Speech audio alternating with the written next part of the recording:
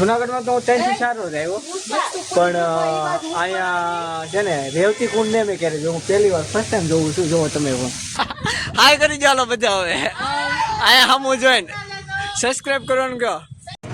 Hey guys, welcome to my new blog. તો આજે હું આવી ગયો છું ફરી વાર પાછો જુનાગઢમાં. હજી તો જુનાગઢના વિડીયો અપલોડ કર્યા બાકી છે, ડે 3 ડે 4 એ હંડે વિડીયો બાકી છે ને. હું પાછો ફરી વાર જુનાગઢમાં આવી ગયો છું ચોમાસાની સિઝનમાં, કેમ કે અહીંયા ચોમાસામાં જાણવા મળ્યું છે બહુ જ મજા આવે, ડુંગરા ઉપર જન્નત ફીલ થાય છે. તો હું તમને પણ વિડીયોની અંદર જન્નત ફીલ કરાવી. તો અત્યારે હું છું દામોદર કુંડ, અહીંયા કુંડ છે. તો અત્યારે તો સવારના 9 વાગે બેઠો હોય ને અત્યારે 3 વાગે ઉતરો છું અહીંયા. તો ડાયરેક્ટલી આવ્યો છું દામોકુંડ. ભવનાથ બધી રૂમ બધું પેક કરી નાખ્યું, મતલબમાં જે રૂમ લેવાનો તે રૂમ લઈને સામાન તો ત્યાં મૂકી દીધો છે. તો અત્યારે હું દામોકુંડ આવ્યો છું. જેને ચેનલને સબસ્ક્રાઈબ ન તો પ્લીઝ કરીને સબસ્ક્રાઈબ કરી નાખજો અને વિડીયોને લાઈક કરી નાખજો, બધા મિત્રો સાથે શેર કરી નાખજો. જૂના પણ વિડીયો મૂકવાના છે ને આ નવો પણ વિડીયો મૂકવાનો છું. તો અત્યારે ખાલી અપડેટ દેવા માટે હું આવી ગયો છું જુનાગઢ મતલબ દામોકુંડે. તો વિડીયો બનાવે ને તમારા બધા મિત્રો સાથે શેર કરી નાખજો, ચેનલને સબસ્ક્રાઈબ કરી નાખજો. તો આપણે દામોકુંડની માથે મંદિર આવી ગયા છીએ. આ મંદિરનો કંઈક લુક છે ને. હું હમણાં જ્યારે આવ્યો હોય ને ત્યારે એક ચિત્ર નહોતો ઉપર, હું તમને વિડીયોમાં બતાવું, વિડીયો બનાવી રહેતો જોજો. 1 મિનિટના ફોટા પાડે છે, હું પછી તમને બતાવું. ખાલી ચિત્ર કૃષ્ણ ભગવાનનો વાવ ગજબ યાર. અહીંથી દામોકુંડ છે, જો પાછો ફરી વાર એક વાર દામોકુંડ. તેવું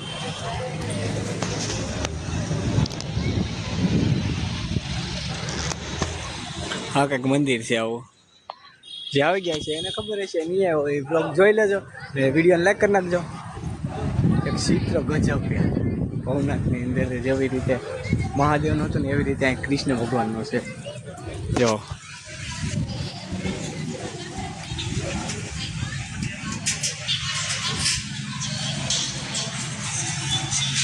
કૃષ્ણ ભગવાન ગાયું સર નહીં, મતલબમાં કૃષ્ણ ભગવાન અલગ જ છે, પણ એની પાસે ગોવાળીઓ છે.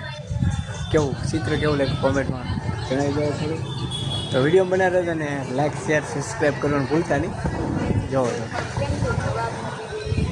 તો મારી હારે જે આવેલા છે એમ કે હનીબેન, આશાબેન, ધર્મેશ, મહેશ, એ કે મને વિડીયોમાં લ્યો. તો જુઓ આવડા હાય કરી ચાલો બધા હવે અહીંયા હમું જોઈને સબસ્ક્રાઈબ કરવાનું કહો.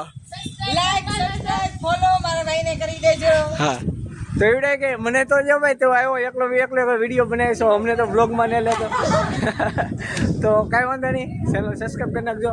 હવે ક્યાંક મંદિર ખુલ્લું છે ને આ કાંઈ કેમેરો અલાઉડ જુનાગઢમાં નથી, આપણે પહેલેથી ખબર છે. તો અહીંયા દર્શન કરીને ડાયરેક્ટ ઘરે રિટર્ન ગો. જુનાગઢમાં તો હું 3 થી 4 રોજ આવ્યો, પણ અહીંયા છે ને રેવતી કુંડ ને મેં ક્યારે જોયું, હું પહેલી વાર ફર્સ્ટ ટાઈમ જોઉં છું. જોવો તમે પણ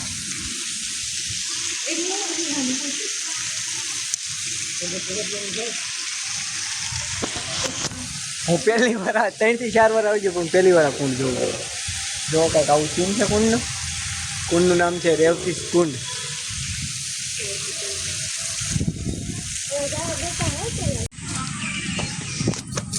તો આપણે દામોકુંડથી હવે જાવી છીએ ભવનાથ.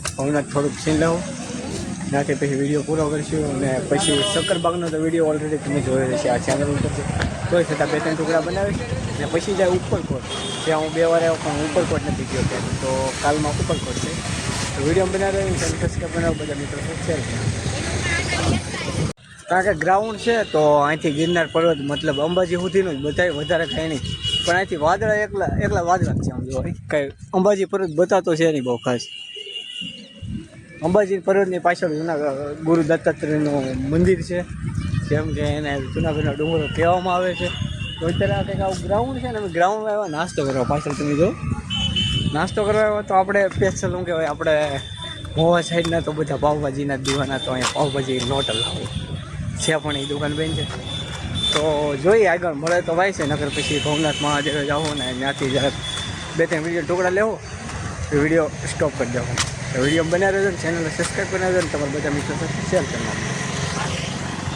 ભવનાથ તો અત્યારે આરતી ચાલુ છે. આ વિડીયોમાં કોપીરાઇટ ન આવે એટલા માટે મેં આરતીનો સીન ન લીધો, ડાયરેક્ટ પગે લાગીને અમે નીકળી ગયા. તો આરતી યાદ છે તમને, પાછલા વિડીયોમાં ન જોયું તો પાછલા વિડીયોમાં જોઈ લેજો. તો બસ આજ માટેનું એટલું જ. મળીએ છીએ એક નવો વિડીયો સાથે, ત્યાં સુધી માટે જય હિન્દ, જય ભારત, જય શ્રી રામ. તો ચેનલને સબસ્ક્રાઈબ કરી નાખજો, નવો હોય તો, અને વિડીયોને લાઈક કરવાનું ભૂલતા નહીં. Bye bye.